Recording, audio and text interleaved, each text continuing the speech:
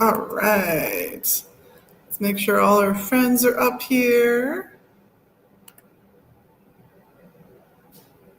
Oh, we appear to have lost Instagram again. Well, I'm glad you're here. I thought today I'd have a little fun and talk about one of the stranger cases I've had with Reiki, one of the stranger responses I've had, just because I think it's a fun case. So, this was a wonderful lady who was incredibly stressed by life. And when I say incredibly, I do mean incredibly stressed by life. So she was having a lot of stress, high stress responses to coworkers, partner, all of those things were in play. And we worked on a number of modalities. She came in for herbal help, she came in for multiple forms of help with me. And one of the modalities we used was Reiki, and it was extremely beneficial. There was one session in particular that was just weird. And it's one of those weird cases that makes you go, even if I'm going to be a practical skeptic when I'm not actually doing Reiki, maybe there's more to this than meets the eye. Because I'm happy if I'm not in it to play devil's advocate and go, is this really real or is this something else? And this was one of those instances where it definitely made you pause and go, is this really real? So, beautiful lady, like I said, lovely, high stress. And we're doing Reiki. This is not the first time we've done Reiki, but it's probably near the first time we've done Reiki. And her partner is there. He is sitting at the consultation desk where people fill in paperwork, get their evaluations done if they're in for an herbal appointment, things like that. And he's got a book. You know, he's just there to hang out, read while his partner is getting this Reiki done. And so I start. And when I do Reiki, I usually start at the person's head, and then I'll work my way down for sort of a little energetic eval, figuring out where my attention might need to be focused for that particular session, right? So I'm going down, and I get to this person's right leg. First time my hands are over it, and I'm a hands-over Reiki practitioner for the most part. I generally don't touch my clients as a general rule. So my hands are like 4 to 6 inches above her right thigh. And her leg jumps. And I do not mean a little.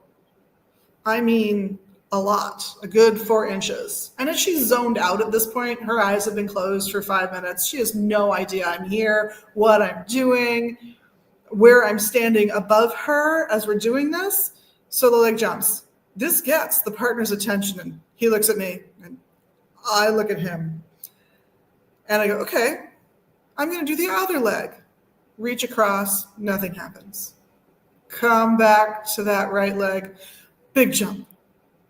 All right, I'm looking at him, he's looking at me. She's oblivious. She's just laying there, happy as a clam. I'm like, okay, all right, I'm going to go around and come at it from the other direction. I'm going to do the leg that wasn't jumpy, the left one, nothing, just sat there, moved across to the right, jump. Big, again, these were big jumps.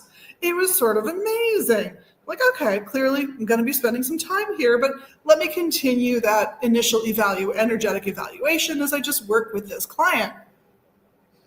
Nothing else moved. Nothing else jumped. And again, I'm on a carpeted floor in this particular spot. You can't hear where I'm standing, and I'm not touching the person, so they have no idea what I'm doing. And quite frankly, they often fall asleep for this, just lightly at some point during the session, which is great. That shows that we're getting some healing work. That's wonderful. So I keep doing the work, and every single time I get to that right leg, big jump. I concentrate on it, I focus on it. That's where that occupies a good portion of the session then, and eventually it stops jumping. But it takes a lot. She got a little mini workout there with the number of times that leg jumped up and down.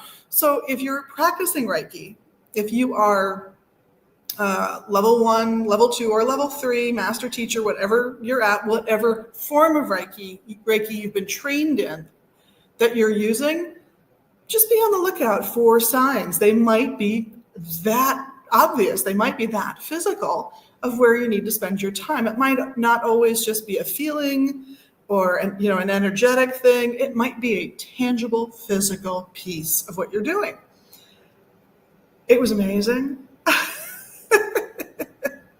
And just lesson learned, I now pay a lot of attention, not that I wasn't already, but I'm more open to the possibility that there might be a twitch. There might be like a hand might move, a finger might move when I'm working somewhere else in the body.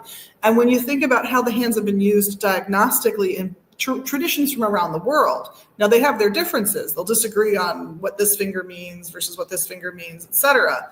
But they all have a categorization, and they all have their own internal logic for why they've categorized it that way. So if somebody's ring finger twitches, I look at that, I pay attention to it, and I run through my little Rolodex of diagnostics from various parts of the world and energetics from various parts of the world.